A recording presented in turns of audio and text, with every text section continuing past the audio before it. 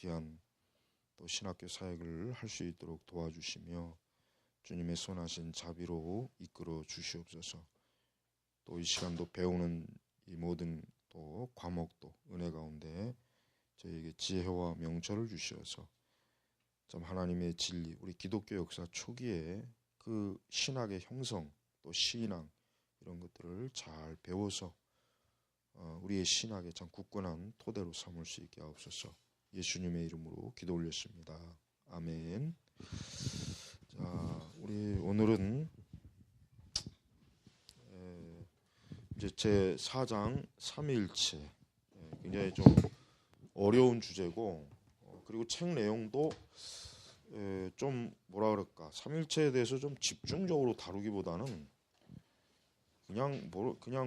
좀 아주 뭐라 그럴까, 그 신학의 뭐 어떤 과정 뭐 그런 좀 주변 이렇게 변들이 막 이렇게 살짝 이렇게 하다가 그냥 많은 것 같더라고. 내가 이렇게 전체적으로 읽어보니까. 그래서 좀 아쉽긴 해요.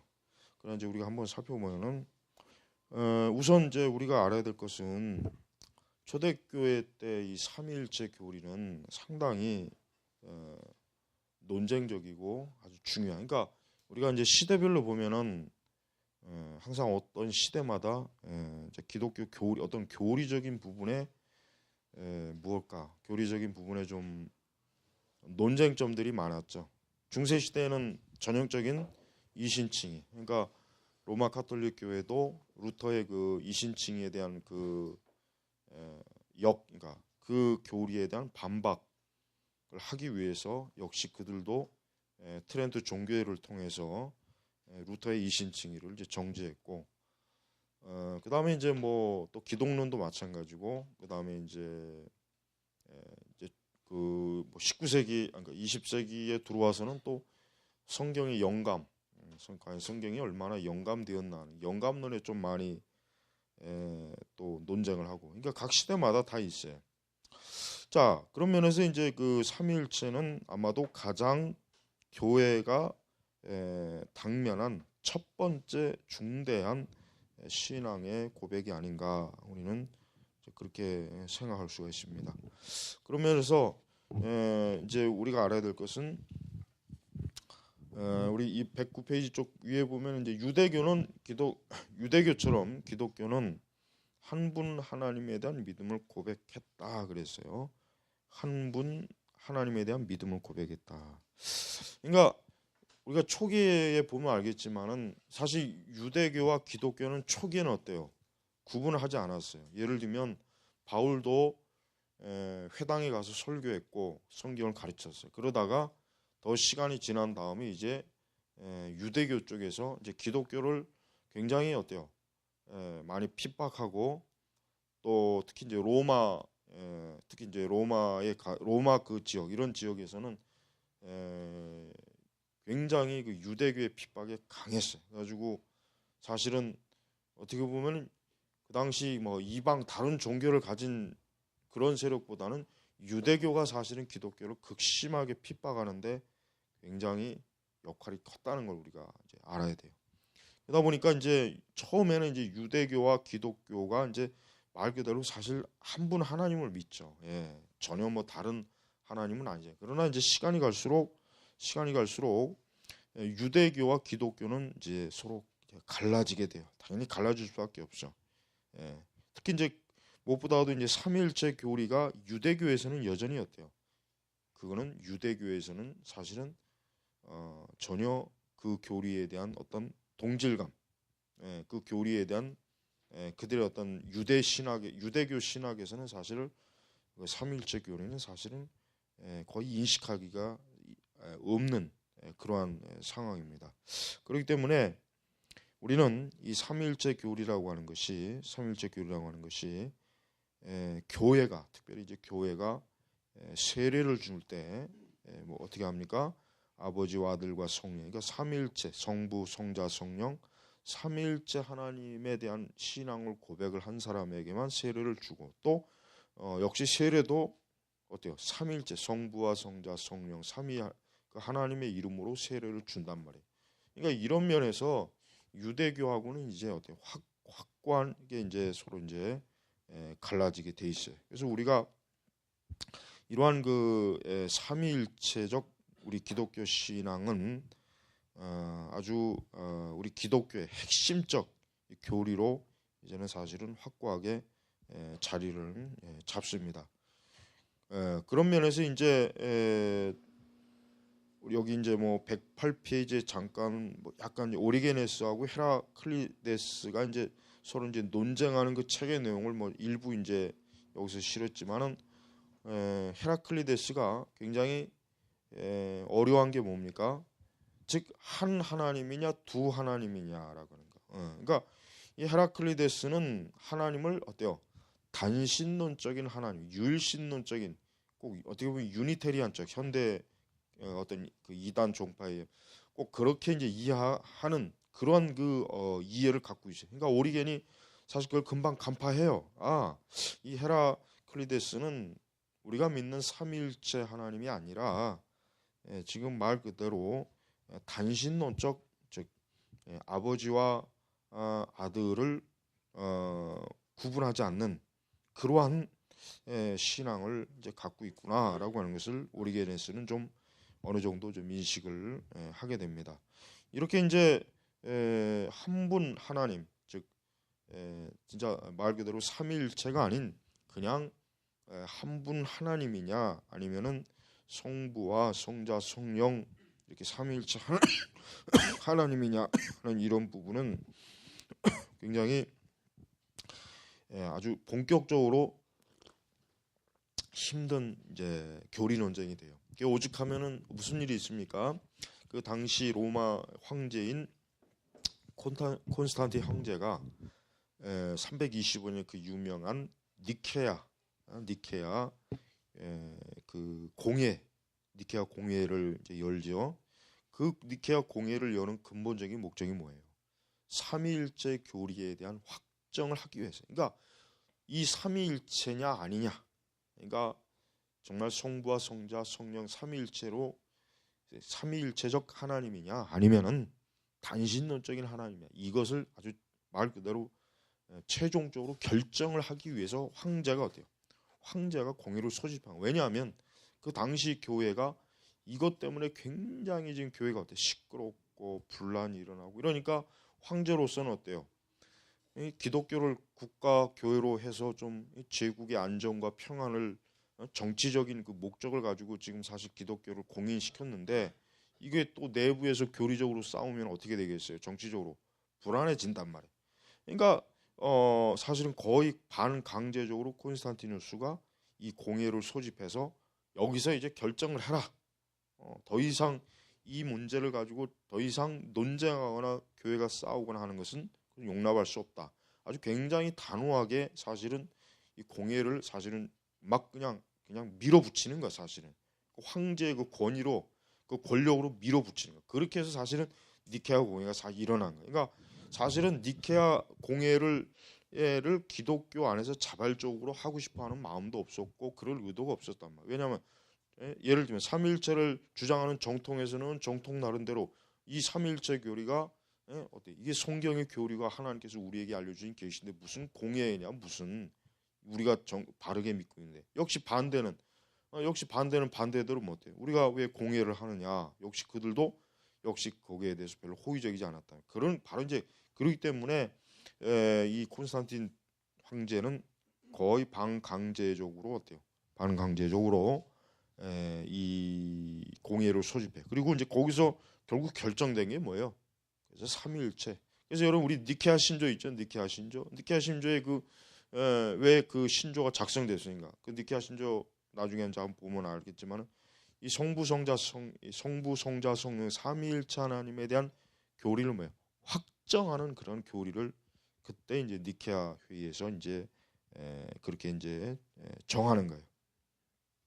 그러니까 이렇게 니케아 공예는 아주 이제 우리 기독교 역사 속에서 굉장히 중요하죠. 당연히 중요할 수밖에 없어요. 왜? 만약에 니케아 공예에서 삼위일체 교리가 확정이 되지 않았다면 얼마나 또 많은 이단들이 있을 것이며 얼마나 여러분 그 어제 그 뭐 내가 라인으로 준 그 통일교 봐요. 진짜 웃기지도 않잖아요. 뭐 참 부모. 나 그거 보고 야, 참 진짜 그러니까 이단들은 참 이게 대단한 것 같은 용기를 갖고 있는 거예요. 그 말 같지도 않은 그런 교리 무슨 참 부모가 그게 무슨 성경에 무슨 어떠한 근거가 없잖아요. 그냥 원리 강론이라고 하는 그 짜깁기한 그것을 가지고 이제 통일교가 기반이 형성이 된 건데, 응?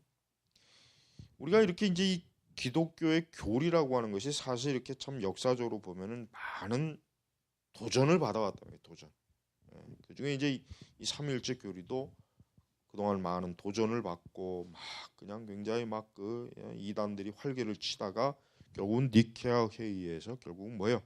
이것을 종식 최종 결정되는 이제 그 이후에 교회가 니케아 회의를 부정한 공회는 연 적이 없어요.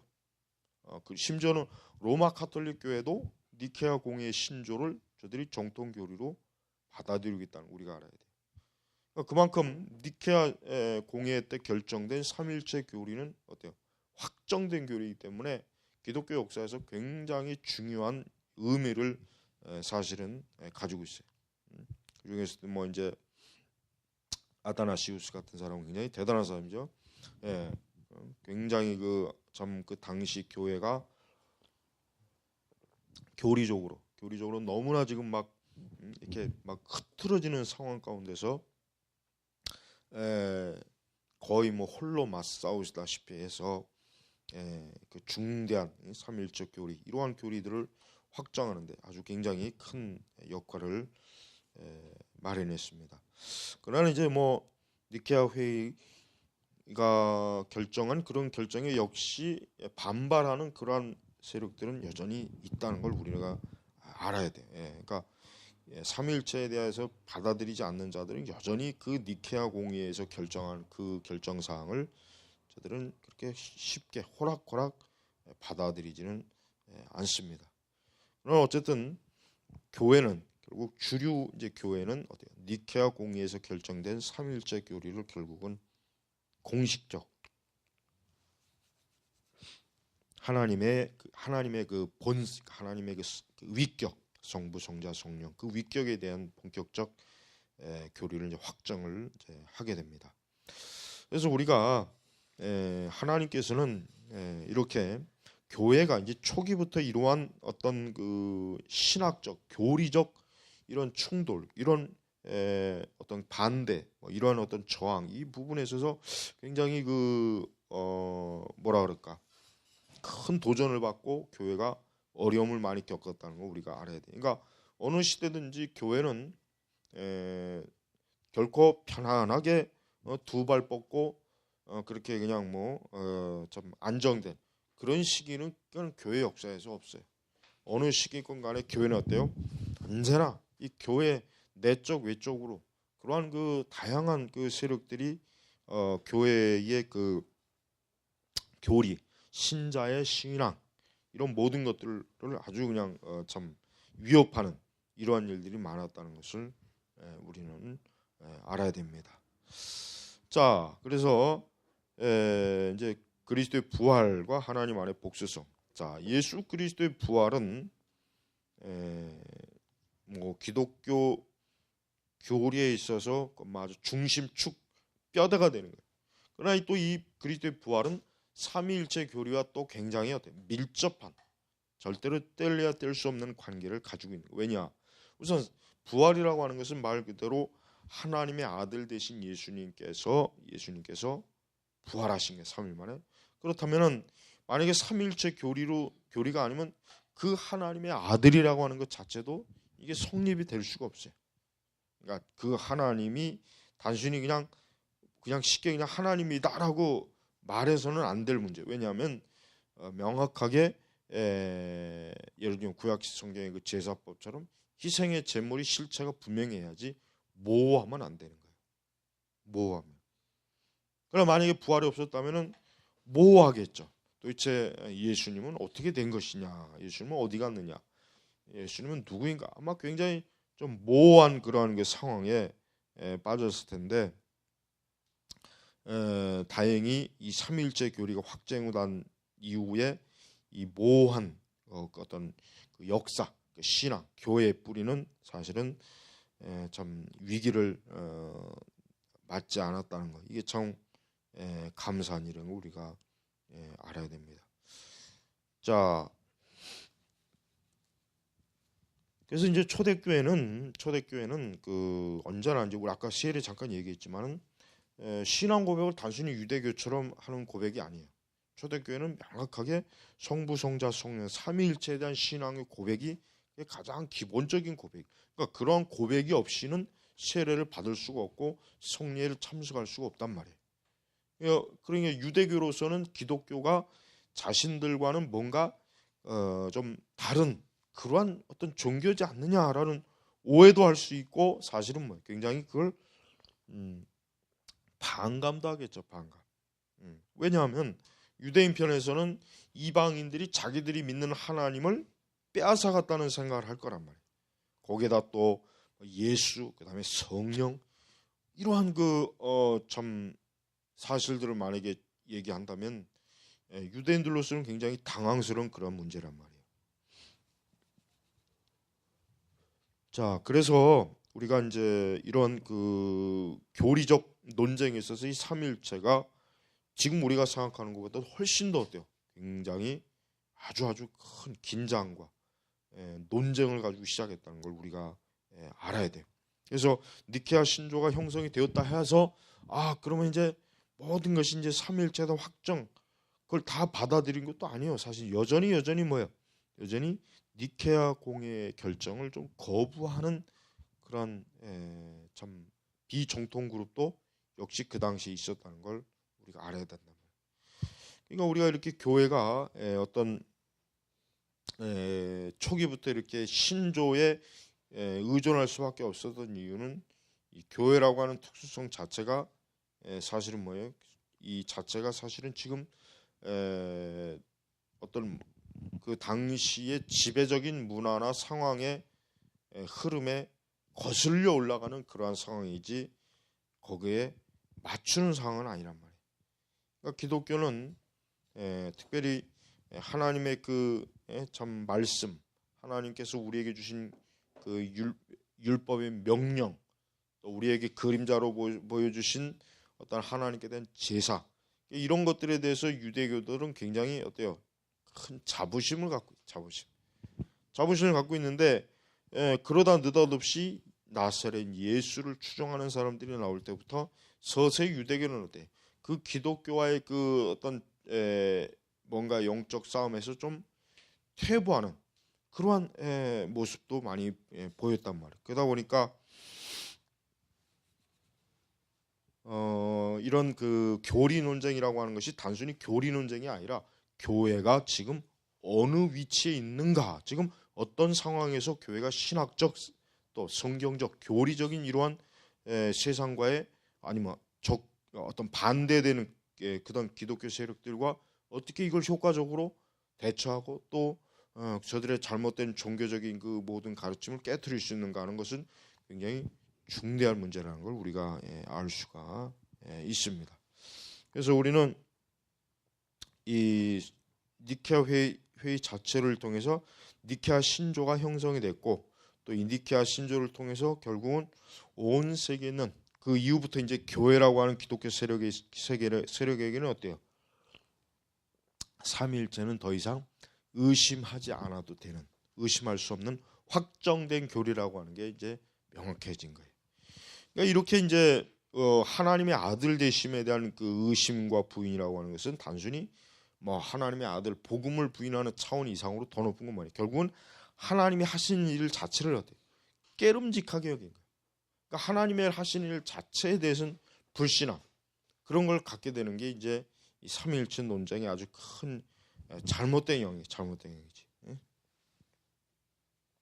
그래서 우리가 이 삼위일체라고 하는 용어 자체를 우리 자신은 특별히 여기 111페이지 쪽 중간에 보면 오리게네스와, 그러니까 오리겐과 헤라클리데스 간의 대화가 보여주듯이 기독교 계시 사실들이 사색적 그리스도인들의 한 가지 예민한 측면을 제기했다.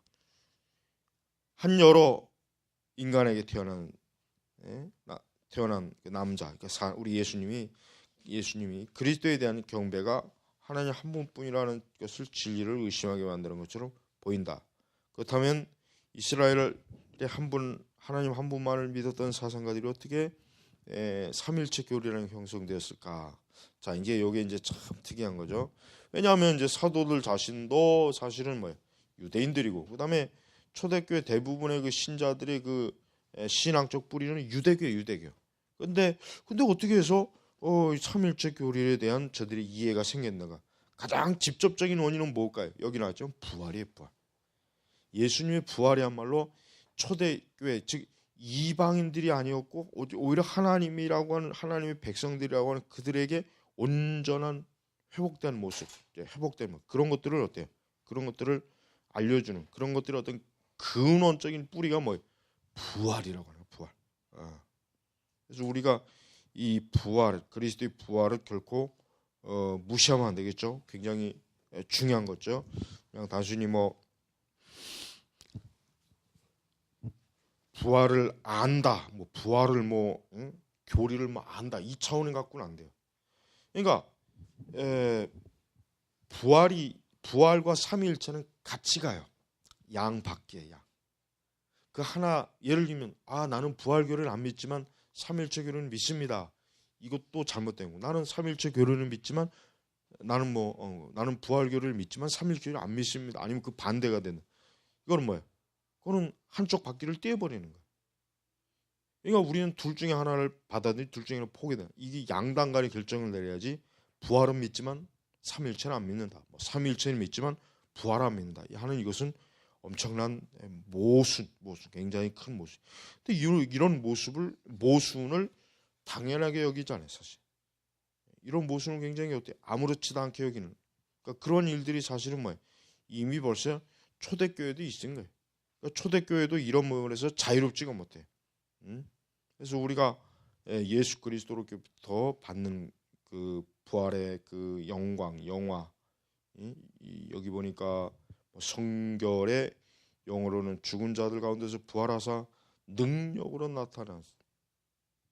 능력으로 하나님의 아들로 선포되었으니. 그러니까 이제 하나님의 아들이 그냥 단순히 사람들과 똑같이 그런 과정, 그러니까 사람들과 똑같이 그런 것보다는 좀 더 하나님의 신성의 소유, 그러니까 하나님의 소유, 하나님의 것, 하나님에 의한 그 어때요?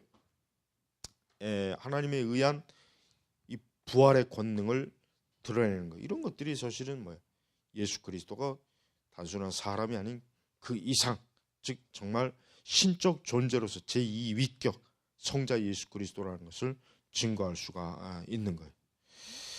자, 이제는 이제 이런 삼위일체에 대한 논쟁이 좀 더 본격적으로 이제 이런 논쟁의 장으로 끌려나온 것은 사실은 아직까지는 아니었죠. 그러다가 이제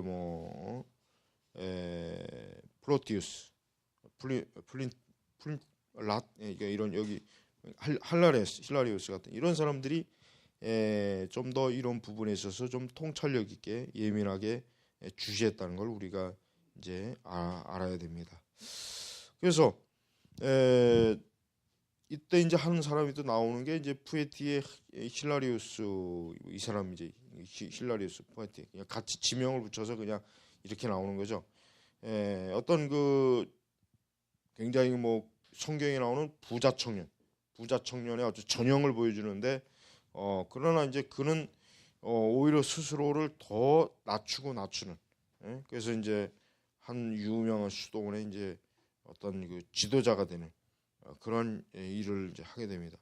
이거는 이제 단순히 지도자로서의 자리만 차고 있는 것이 아니라 실제로 그 기독교에 대한 확산, 그러니까 자기가 알고 있는 그 명확한 기독교에 대한 실천을 아주 여기서 확연히 지금 보여주고 있다고 해도 사실은 틀린 말이 아닙니다. 자, 그러다가 이제 여기 보면 이제 힐라리우스. 이 힐라리우스는 사실은 이제 뭐 간략하게 뭐 생겨 나오지만은 굉장히 부유한 집 아들이었다가 그 부유의 그 자기의 부와 소유를 가난한 자들에게 남겨주고 뭔가 새롭게 참 자신의 사역을 하는 그러한 일을 지금 뭐 보입니다. 자, 그래서 313페이지 이제 여기서 뜻밖의 콘스탄티누스 황제가 337년에 죽어요. 그래서 그 아들 계승자인 콘스탄티누스가 니케아 공회를 했던 지령들을 그대로 죽여, 그러니까 그거 니케아 신조를 지지한 그 사람 주교들, 그러니까 성직자들에 대한 좀 냉정함을 보였죠.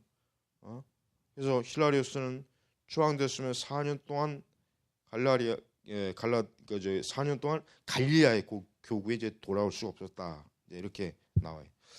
그다음에 이제 잠깐 여기 나오죠. 삼위일체로. 근데 삼위일체로는 지금 어거스틴의 삼위일체로는 지금 번역돼 나와 있단 말이에요. 어거스틴의 삼위일체는.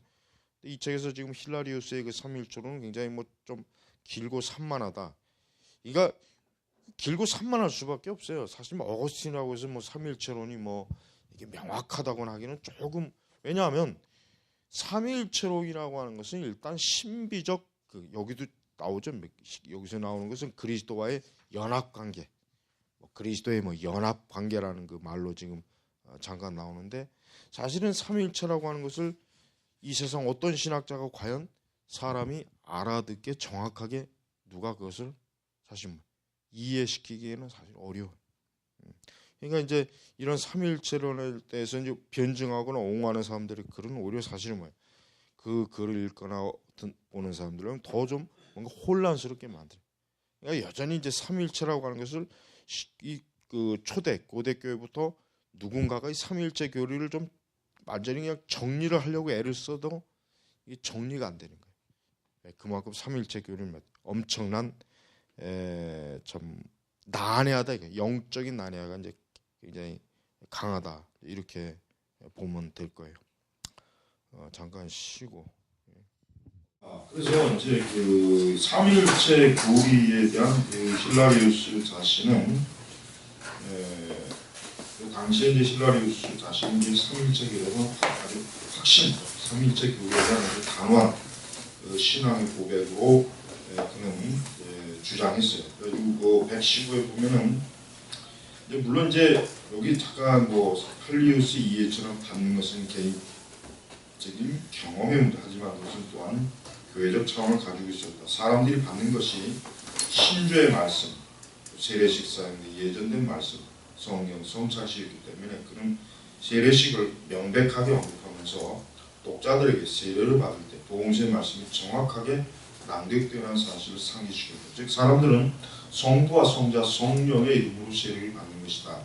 이러한 말씀과 행위는 창조주 하나님 독생자로 성령의 은사를 지칭하기 때문에 우리가 하나님을 이해하는 데 도움을 준다. 받는 것도 교회 고백 중심에 있는 것은 다시 하나님에 대한 믿음이 아니라 아버지로서 하나님에 대한 믿음입니다. 단지 그리스도에 대한 믿음이 아니라 아들로서 그리스도에 대한 믿음입니다. 우리가 이제 삼일체에 대한 신앙을 고백할 때 우리는 예를 들면 여기서 좀 나온 거를 우리가 좀 더 좀 추론을 해볼 필요가 있는데, 하나님에 대한 믿음, 그 다음에 그리스도에 대한 믿음, 요 두 믿음이 사실은 요 두 믿음이 어떠냐? 요 두 믿음이 사실은 같은 거예요. 사실 같으죠. 엄밀히 얘기해서 같은 건데, 그러나 이제 우리가 이제 근본적으로 믿음 하면은 사실은 뭐예요? 그건 하나님에 대한 믿음이에요. 우리가 근본적으로 즉 우리 기독교에서 말하는 믿음의 대상은, 그러니까 엄격하게 얘기하면 하나님에 대한 믿음이, 하나님에 대한, 물론 그 하나님에 대한 믿음이라고 하는 그 얘기 속에 가장 중요한 전제는 반드시 그리스도에 대한 믿음이 포함이 되겠죠. 반드시 포함이 돼요. 그렇지만서도 역시 우리가 예를 들면 나는 하나님을, 그러니까 나는 예수 그리스도를 믿습니다, 이런 고백보다는 나는 하나님을 믿습니다라는 고백이 훨씬 더 뭐예요? 그게 사실은 더 우리 교회 역사 속에서 초대교회도 그렇고 지금도 그렇고 근본적으로 우리 기독교 신앙을 아주 선명하게 결정해주는 가장 좋은 그런 믿음의 고백이라고 할 수 있어요. 그렇다고 해서 우리가 물론 뭐 나는 그리스도를 믿습니다, 이게 잘못됐다는 뜻이 아니에요. 다만 가장 원론적인 것은 우리가 예를 들면 우리가 기도할 때 하나님 아버지 하는데 그 하나님 아버지 할 때 그럼 우리가 성자나 성령을 제외하고 믿는다는 뜻은 아니잖아요. 그건 아니란 말이에요. 본질적으로 우리가 하나님 아버지 믿습니다. 벌써 거기에는 성자와 성령이 들어가 있거든. 그 삼위일체적 관점으로 우리가 고백하는 거죠. 이건 누구나 모든 그리스도인들이 다 전제를 하고 아는 거죠. 그러니까 우리가 그러니까 그리스도에 대한, 그러니까 하나님에 대한 믿음, 내가 그러니까 믿음을 가졌다 했다, 나는 하나님 아버지를 믿습니다 하는 게 사실은 기독교의 가장 근본적인 신앙의 고백이다, 이렇게 이제 볼 수가 있어요. 자, 그래서 우리 이제 116으로 좀 잠깐 넘어가면은 그 중요한 하나의 그 116페이지 보면 이제 경륜, 초대교회가 경륜이라고 불렀던 것에 기초한다. 뭐에 기초하냐? 삼위일체에 대한 하나님의 지식은 그리스도가 육체를 입고 오신 것, 초대교회가 경륜이라고 불렸던 것에 기초한다. 이 경륜이라고 하는 것이 뭐냐? 질서와 정리를 뜻하는 그 그리스도 단어는 신학적 담론에서 창조까지 거슬러 올라가고 그리스도 안에서 절정에 달한 성경적 안에 있는 하나님의 질서에 있는 자기 노출을 의미한다. 그러니까 이 경륜이란 말이 참 그 굉장히 좀 고차원적인 단어죠. 예를 들면 뭐 하나님의 경륜, 특히 이제 가장 많이 쓰는 게 하나님의 경륜이란 말을 쓰는데, 그 경륜이라고 하는 게 여기서 질서와 정리라는, 쉽게 얘기하면은 하나님께서는 이 세상에 대한 하나님의 경륜이 있다. 그러니까 쉽게 말하면 하나님은 이 세상에 질서와 하나님의 어떤 딱 정해진 틀이 있다는 그런 뜻인 것처럼 삼위일체라고 하는 그 자체, 삼위일체, 또 예수님께서 성육신앙, 이게 다 뭐야? 하나님의 경륜에 속한다는 거예요. 그러니까 사실은 뭐 창세부터 종말까지 결국은 하나님의 경륜이 다 지금 계속해서 지금 이 경륜이 이루어지는 것이란 말이에요. 그래서 우리는 이 삼위일체도 하나님의 경륜적 사건이라고 보면은 딱 아마 가장 잘 단답으로서 가장 그 이상 더 좋은 단답은 없어요. 그러니까 하나님의 경륜적 사건이 결국 뭐냐? 삼위일체, 또 뭡니까? 그리스도의 육체적 성육신, 또 부활.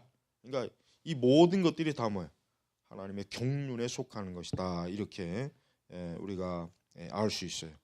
그리고 이제 이 도마의 고백에서 보면은 도마가 이제 처음에 이제 예수님에 대해서, 예수님 부활을 믿지 않았죠. 그러다 예수님을 실제로 만나고 이제 그가 고백한 게 사실은 굉장히 의미가 커요. 우리가 이제 그 부분을 미처 잘 알지 못하겠지만 왜 그런지 도마는 단지 예수님이시여라고 하는 것보다는 나의 주 나의 하나님이라고 하는, 그러니까 경륜적 삼위일체에 대한 것을 우리가 이제 이 도마가 고백했다는 거, 굉장히 그 의미가 사실은 커요. 그래서 도마가 그러면 왜 그렇게 고백을 했는가? 그러니까 도마는 분명히 삼위일체에 대해서 인식을 어느 정도 하고 있었다는 거예요. 분명히. 거기다가 이제 예수님께서 부활의 몸으로 자기를 나타나시니까 그로서는 그냥 단순히 예수님 반갑습니다, 여기 책에도 나왔지만 뭐 예수님 반갑습니다 막 이런 게 아니라 정말 예수 그리스도께서 하나님의 아들이시고 참으로 그분이 삼위일체로 계신 그분이라는 것을 고백하는 아주 가장 단적인 증거로 사실은 실라리우스는 이제 그게 그렇게 지금 쓰고 있어요. 그러니까 굉장히 참 중요한 구절이죠. 사실은 뭐 제자들이, 그러니까 우리가 이제 복음서를 연구해 보면은 이제 제자들이 사실 굉장히 신학적으로 제자들이 좀 난해한 게 뭐냐면은 처음에 이제 제자들이 하나님을 보여달라고 했던 때가 있어요. 그때 예수님이 나를 본 자는 곧 하나님을 본 것이다라고 했지만 우리가 추정할 수 있는 것은 제자들이 그 말뜻을 이해하지 못했어요. 그 성경을 가만히 보면은 제자들이 그 말을 이해하지 못했다고 봐도 틀림없어요. 그래도 어쨌든 예수님은 그러니까 제자들이 하나님 아버지를 보여달라, 하나님을 보고 싶다 했을 때 예수님은 아주 정확한 답을 했어요. 뭐냐면 나를 본 게 그 하나님 아버지를 본 것이다. 그럼에도 불구하고 제자들은 사실 그 말이 뭔지는 이해하지 못했다 이거예요. 그러다가 이제 어때요? 부활 이후에야 비로소 제자들이 비로소 이제 예수님이 왜 그 말씀을 하셨는지 아마 서서 이해했다는 증거가 이제 바로 도마가 이 고백이 아마 제일 정확한 고백이 아닐까 이제 그런 생각이 사실은 들어요. 그러니까 도마가 사용한 주 또 하나님 이 단어는 뭐예요? 그거는 결국은 이스라엘이 전통적으로 고백하는 그 쉐마, 이스라엘아 들으라 우리 하나님 여호와 오직 유일한 여호와 신이. 그러니까 이 쉐마와 같은 내용의 고백을 그리스도께 했다는 것은 결국 그리스도 예수님이 결국 하나님이심을 도마가 고백했다는 거예요. 근데 그 고백은 분명히 뭐야? 예수님이 하나님의 아들로서의 고백이란 말이에요. 고백. 그러니까 도마는 분명히 삼위일체를 이해하고 있었어요. 그때서야 이제 부활 이후에야 분명히 도마뿐만 아니라 다른 제자들도 삼위일체에 대해서 이제는 흔들리지 않는 그런 믿음을 아주 저들이 갖고 있었다는 것이 여기서 이제 참 알 수가 있어요. 그러니까 우리가 이렇게 예수님께서 이렇게 부활을 했다. 그냥 우리는 단순히 그러니까 삼위일체적 관점에서 부활이 뭐냐라고 하는 것도 아마 굉장히 좋은 아마 논문의 하나 주제가 될 수도 있을 거예요. 삼위일체적 관점으로 본 예수님의 부활이 뭐냐? 왜냐하면 왜 중요하냐? 그게 아까 얘기했지만은 사실은 제자들뿐만 아니라 이제 우리 이제 교회 역사에서 결국은 예수님의 부활이라고 하는 것은 결국은 삼위일체적 관점으로 보지 않으면 그 부활의 사실 이해를 사실 할 수가 없어요. 이해를 할 수가 없단 말이에요.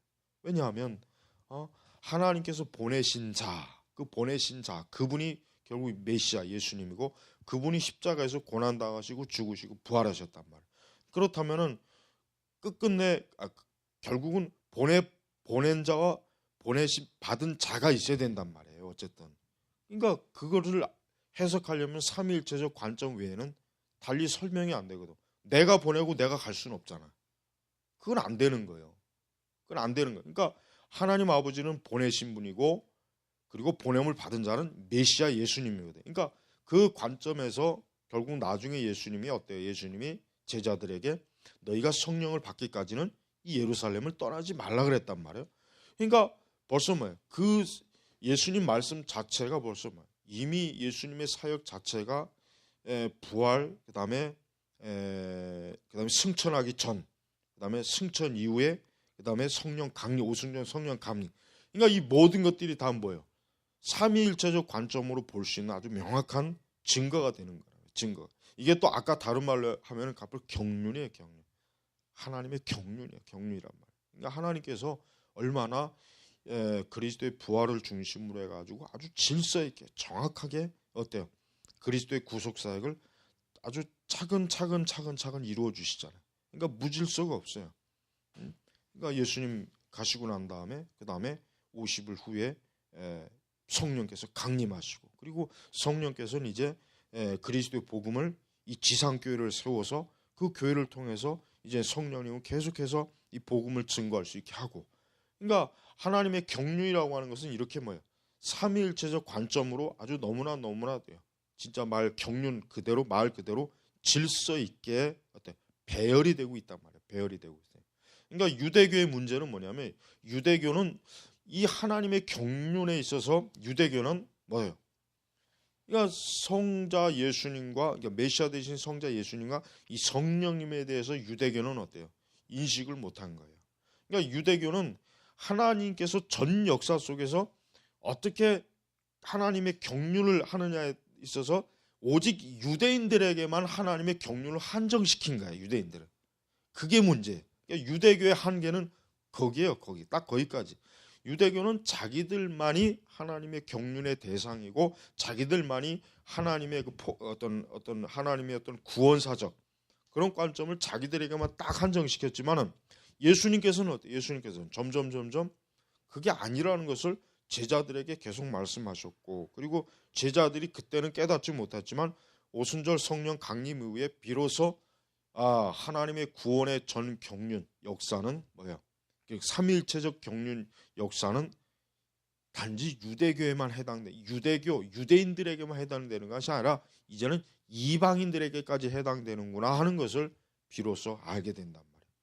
그리고 제자들이 예수님께서 분명히 이제 성령이 강림하기까지 너희가 예루살렘을 떠나지 말고 거기라고 있을 때 그들은 그 예수님 말씀을 순종했단 말이에요. 그리고 그들이 성령의 그 강림을 그때 딱 그 사건을 맞이하면서 저들은 어때요? 더더욱이 삼위일체를 어떻게 해요?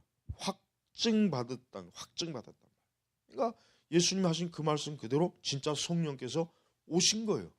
그러니까 제자들의 입장에서는 이제는 지상 사역을 끝내신 예수님이 없다고 해서 교회가 끝나거나 그러니까 제자들 자신의 사역이 끝나는 것이 아니라 뭐예요?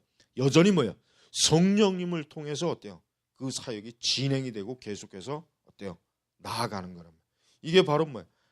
경륜적 삼일체, 즉 삼일체 되신 하나님께서 교회를 계속해서 교회를 지금 어때요? 교회를 인도하시고 지키신다.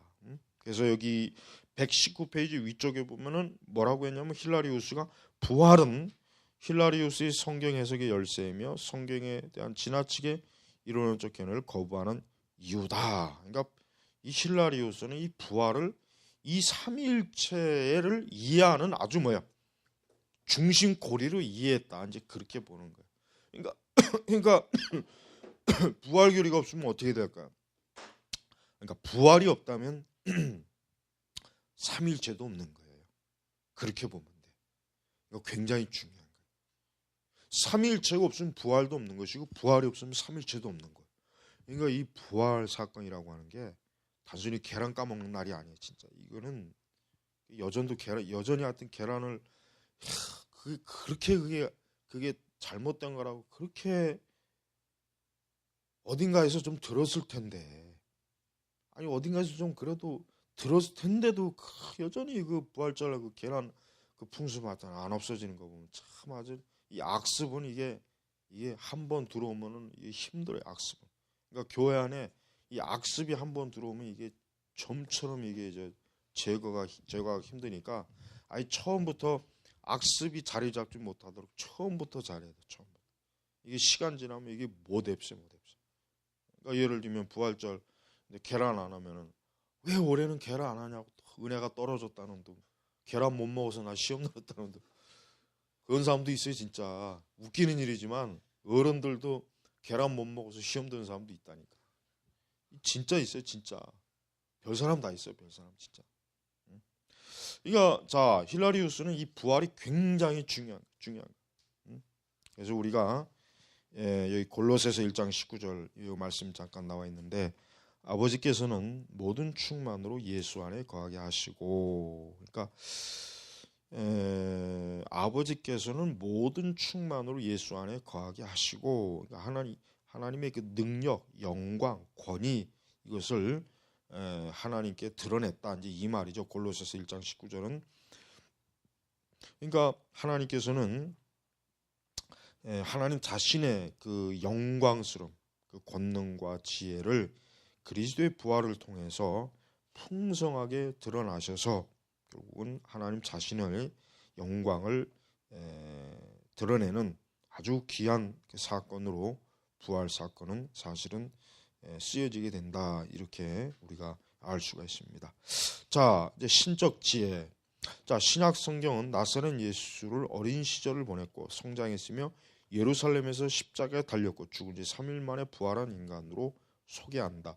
이와 같은 기독교적 기억과 예배 묘사는 기독교적 기억과 예배 한 부분이다. 하지만 신약의 저자들은 예수의 이야기를 말할 뿐 아니라 일군의 명칭을 통해서도 그의 의미를 설명한다. 그래서 그 명칭 뭐냐? 그리스도, 기름 부음 받는 자. 기름 부음 받는 자라는 것은 메시아 뭐 그런 말이잖아요. 그다음에 또 뭐 그 그리스도, 또 예수 그리스도, 또 하나님의 말씀, 지혜, 하나님의 능력, 또 뭐예요? 피조물보다 먼저 나시니 보이지 않는 하나님의 형상, 하나님의 특히 하나님의 본체 형상, 이게 가장 유명하죠. 히브리서 1장 3절 하나님의 본체 형상. 이게 아마 사실은 신약 성경에서 가장 그리스도의 그 예수님에게 붙어 있는 명칭 중에 이 하나님의 본체 형상이란 말이 사실 제일 의미가 크고 중요한 얘기예요. 왜냐하면 이 말은 말 그대로 그 옛날에 예전에 도장 인을 칠 때 그 처음 인을 칠 때 그 모습 그대로 인이 쳐지잖아요. 마찬가지 예수님이 바로 그거라 이게 그거. 예수님께서 옛날에 그 인을 딱 치면은 그 인을 친 자국이 뭐야? 원래 그 형상을 고스란히 지금 딱 본던 거 아니에요. 지금 요 하나님의 본체 형상이라고 하는 것은 바로 지금 그걸 얘기하는 거거든요. 그걸. 그러니까 우리는 예수님께서 사실은 삼위일체가 왜 또 중요하냐면 우선 삼위일체 교리가 결국은 예수님의 신성을 드러내기 때문에 중요한 거예요. 만약에 삼위일체 교리가 아니고 그냥 단신론이라든가 뭐 그냥 말 그대로 전형적인 뭐 유일신론적 그런 관점에서 만약에 본다면 예수님은 삼일체가 아니라 그냥 약간 하나님보다 좀 뭔가 떨어지지만 그래도 위대한 분 정도. 마치 여호와의 증인들이 보는 그런 그 정도밖에 못 돼. 그러니까 여호와의 증인은 엄밀히 얘기해서 어때요? 삼일체를 안 믿는 거잖아요. 그러니까 여호와의 증인이 뭐가 이래서 이단이다, 뭐가 이래서 이단이다. 우리가 여러 가지 끄집어낼 수 있지만 제일 중요한 건 뭐야? 삼위일체를 안 믿어요. 예수님의 신성을 안 믿잖아요. 그러니까 우리가 예수님 자신이 이 삼위일체 교리에 삼위일체 들어가지 않는다면 그분의 그 정체성은 뭐가 되겠어요? 그냥 단순히 훌륭하고 그저 위대한 사람, 굉장히 보통 인간보다는 좀 더 굉장히 초월적인 요 정도밖에 안 된단 말이에요. 그러니까 삼위일체 교리는 그리스도의 신성을 드러내는 데 있어서도 엄청나게 중요한 거래요. 중요한 거. 그러니까 우리가 삼위일체 교리를 지금 사실은 뭐냐면 아까 얘기했지만은 이제 삼위일체 교리는 이게 정리된 지 워낙 오래됐어요. 이미 벌써 사실 거의 천 몇백 년이 됐잖아요. 이미 어거스틴 시대를 기점으로 해도 니케아 기점으로 해도 거의 그렇다 보니까 교회가 뭐가 있냐면 이 삼위일체 교리를 중요하게 안 여기는 거예요. 이 삼위일체 교리를 다 아는 거 옛날에 이미 다 그렇게 결정된 거 이 정도만 알지 지금도 여전히 삼위일체가 우리 교회에게 있어서 지금 시대에도 여전히 중대한 어때요? 우리의 신앙의 중심이라는 것을 모르고 있다는 거예요. 모르고 있다는 거. 그래서 여러분 우리는 이 삼위일체 교리를 예를 들면 조금이라도 요걸 훼손시키면은 아주 엄청나게 큰일 나는 것으로 알아야지.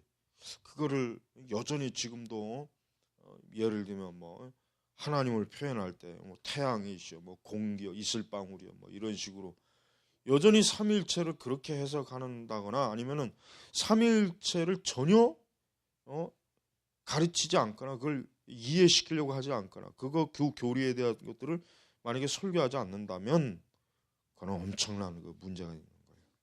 그러니까 우리가 이미 과거에 다 확정된 교리이기 때문에 지금은 별 문제 없어 그렇게 하면 안 돼요. 왜? 항상 문제는 동일한 문제가 같이 일어나는 거란 말이에요. 동일한 문제가 항상 반복돼서 이래요. 여러분 교회 역사를 읽어보면은 뭘 발견할 수 있느냐? 언제나 같은 성향의 문제가 약간 변형만 시켰을 뿐이지 계속 일어나는 거예요. 오늘날 우리 한국교회 신천지니 통일교니 하나님의 교회가 이게 이 시대만 그렇지 않아요. 이미 그러한 이단들의 흔적은 교회 역사 가운데 이미 수도 없이 많았던 거예요. 많았단 말이에요. 그게 다만 지금 좀 더 우리 시대 이게 좀 더 이렇게 좀 더 많이 퍼지고 뚜렷하게 보일 뿐이지 이미 해 아래 새 것이 없어요. 해 아래 새 것이 없단 말이에요. 이단도 절대 새로운 이단이 나오지 않아요. 주님 오시는 그날까지 새로운 이단은 없어요. 언제나 과거에 있었던 이단들이 약간 변형시켜서 그냥 그때 한 것뿐이지 새로운 이단은 없다는 거. 그러니까 우리가 과거에서부터 이제 교리적 이런 관점을 잘 우리가 공부해 놓으면은 아무리 뭐 지금 어떤 뭐 신흥 이단이 나와도 조금만 살펴보면 뭐예요? 금방 이거는 어떤 교리적인 문제가 있구나. 어떻게 해서 탈선이 됐구나. 금방 알 수 있단 말이에요. 그러니까 교회가 교리를 배운다는 게 왜 중요해? 이래서 중요한 거예요. 이래서 중요해. 근데 교회가 만약에 그런 그 교리를 만약에 배우지 않으면은 언제나 늘 이 이단들에서 허겁지겁 그때마다 막 대처하느라고 정신이 없어요. 정신이 없어요. 근데 또 거의 다 해결됐다 싶으면 또 다른 이단이 또 나와서 또 설치고 우리 한국 교회사도 보면은 언제나 그래. 어떤 하나의 큰 이단이 한때 막 옛날에 80년대는 통일교가 그렇게 막 또 굉장했어요. 내가 중고등학교 다닐 때는 이 통일교가 막 그냥 마치 한국교를 다 삼키는 것처럼. 근데 지금은 또 우리 한국에서 뭐 그 통일교가 뭐 그렇게 크게 뭐 그러진 않아요. 지금은 이제 뭐 여러 또 신흥 이단. 그러나 그런 이단들이 뭐요? 결국 이미 예전부터 그 씨가 있었단 말이에요. 그게 이제 좀 이 지금 시대 와서 어때요? 영적으로 그들이 커질 수 있는 환경이 돼버린 거예요. 그리고 봐요. 앞으로 또 20, 30년 지나면 어때요? 또 다른 이단이 또 나와요. 또 어이없고 말도 안 되는 이단이 나와가지고 또 설쳐돼. 예. 그러니까 우리가 삼일체 교리뿐만 아니라 우리는 이러한 그 성경, 그러니까 교회 역사 속에서 왜 교부들부터 시작해가지고 왜 중대한 어떤 신조를 작성하고 교리를 작성한 이유는 뭐예요? 앞으로 교회가 두고 닥치는 그런 이단과 거짓 교리를 대처해주기 위해서 이것을 어때요? 한 거란 말이에요. 그러니까 지금도 우리가 만약에 삼일체 교리에 대해서 어떤 이단이 그러면 니케아 신조만 하나만 있으면 돼요. 니케아 신조 하나만 잘 그걸 가르쳐 주면은 더 이상 뭐 다른 거에 빠질 이가 없단 말이에요. 빠질 이가 없단 말이에요. 그래서 우리는 이러한 그 교리적 이 흐름, 그러니까 교리사가 왜 그런 면에서 우리가 중요한지를 우리가 잘 알아야 됩니다. 자, 그래서 여기 보니까 또 자 이렇게 이제 하나님 그리스도에 대한 명칭은 이제 다양하게 이제 이렇게 우리가 신약 성경에 이렇게 나와 있지만 이러한 그리스도에 대한 다양한 명칭 이것은 결국은 예수님 자신이 어떠한 분이시라는 것을 좀 더 교회가 어때요? 교회가 이해하는데 굉장히 도움이 굉장히 잘 돼요. 만약에 예수님에 대한 명칭이 그냥 한두 개였다면은 우리는 예수님에 대해서 좀 더 이해하는 게 굉장히 폭이 좁을 거예요. 그러나 예수님을 지금 아까 얘기했지만 이렇게 다양하게 명칭을 사용함으로써 뭐예요? 후대 교회가 신자들이 예수님을 어때요? 좀 더 폭넓게 그러면서도 예수님의 정체성을 더 명확하게 이해할 수는 어때요? 좋은 어때요? 자료를 제공해 주는 거예요. 자료를. 그래서 우리가 이런 예수 그리스도의 명칭에 대해서 우리는 이런 모든 것들이 결국은 삼위일체적 관점에서 우리가 예수님을 이해하는데 아주 좋은 그러한 참 효과가 있다, 좋은 자료가 된다 그렇게 얘기할 수 있습니다. 자, 121페이지 중반에 보면은 신약성경은 그리스도를 지혜와 동일시하고 하나님의 본체 형상처럼 그리스도를 언급하기 위해 솔로몬의 지혜서의 구절들을 사용했기 때문에 구약 성경의 하나였던 솔로몬의 지혜서의 말씀들이 그리스도를 직접 언급하는 것으로 이해되었다. 예, 맞죠? 정확하게 맞습니다. 자, 지혜라는 명칭은 성육신 이전에 그리스도의 활동에 대해서 말했던 구약 성경 안에서 곧 이스라엘 역사 속에서 안전한 발판을 제공한다. 부활이라는 관점에서 볼 때 지혜 활동을 맺을 때 구약성의 구절은 기독교 사상가들이 그리스도를 하나님이라고 부를 때 의미했던 표현을 하는데 도움을 준다. 그죠? 그러니까 이 지혜, 그러니까 잠언서뿐만 아니라 뭐 전도서도 그렇고 또 시편에도 마찬가지고 이런 것들을 교회가 그리스도의 결국 그리스도가 하나님 신적 삼일체에 속한 신성을 가지신 분이라는 것을 이해하는데 굉장히 지대한 도움을 준다. 그러니까 초대 교부들이 그런 면에서 많이 성경을 보는데 도움을 받았다. 이제 그렇게 보는 거예요. 그리고 뭐 말 그대로 이제 뭐 태초 뭐 하나님 그뭐 요한복음 서두에도 뭐 너무나 잘 나오는 것들이고 자 이렇게 우리가 이제 그리스도의 부활에 대한 그 하나님의 그 성경에 계시된 이러한 그 삼위일체적 관점을 볼 수 있는 그런 교리적인 토대는 성경에 굉장히 풍성하게 있다는 것을 우리가 잘 알면은 우리는 그러니까 초대교회가 지금 삼위일체를 이해하는 그 방식을 우리가 이제 뭐 다음 시간에 주로 이제 어거스틴이나 이런 걸 좀 더 보겠지만 다른 이제 교부들의 내용도 좀 보겠지만은 초대교회가 이러한 삼위일체의 관점에 그러니까 그런 하나님의 그 경륜적 그 관점에서 삼위일체를 보는 것에 있어서 저들은 굉장히 어때요? 탁월한 영적인 교리적인 분별성을 그래도 가지고 있었다는 게 굉장히 참 놀라운 일이에요. 왜냐 어떻게 아직 그렇게 신학이라든가 그런 것들이 아직 기반이 잡혀있지 않는 상태에서 그 삼위일체에 대한 교리를 저들이 이렇게 나름대로 명료하게 이해했다는 것은 이건 하나님께서 깨닫게 하시지 않았다면 이해할 수 없는 것들이란 말이에요. 그래서 우리가 좀 더 다음 시간까지 이것을 이제 잘 한번 우리가 읽어보고 초대교회가 이 삼위일체 하나님을 어떻게 이해했는가, 그러니까 그 전후 이런 이들의 그러니까 이들 자신들이 아까는 뭐 이제 우리가 할레리우스를 봤겠지만 이제 다음 시간에 이제 뭐 어거스틴도 있고 오리게네스는 뭐 계속 나오는 사람이고 뭐 그다음에 테툴리아누스도 있고 이런 사람들이 이제 삼위일체를 어떻게 봤나 하는 것을 잘 우리가 본다면은 이들의 그 삼위일체 관점이 오늘 우리가 어때요? 그대로 받아들여도 문제가 없어요. 전혀 문제가 없단 말이에요. 그러니까 뒤지질 않았다. 전혀 어떤 사실 삼일체에 대한 교리는 이 교부들의 그 교리적 관점이 어떻게 보면 지금 우리 삼일체적 관점보다 훨씬 더 뛰어날 수가 있어요. 워낙 우리는 이 삼일체에 대한 관점이 좀 굉장히 뒤처지거든. 그걸 잘 사실은 뭐 삼일체라고 하는 것은 삼일체 신학 그 자체를 사실 별도로 배워도 될 만큼 중대한 그 신학인데 그것을 잘 뭐 신학교에서도 가르치지 않고 또 배우지도 않고 그냥 단순히 삼일체라고 하는 교리라고 하는 그 교리적만 그냥 약간만 다룰 뿐이지 그 이상 더 심도 있게 연구하지는 않는단 말이에요. 그러니까 그런 면에서 이런 교부들의 글은 굉장히 도움이 되는 글이라는 걸. 또 뭐 어거스틴의 삼위일체론이라든가 뭐 이런 것들은 아주 삼위일체를 집중적으로 연구하는 사람들에게는 아주 도움이 될 수 있는 그런 글들이에요. 그래서 다음 시간에 요 4장은 이제 마무리를 좀 해보겠습니다. 예, 마치겠습니다.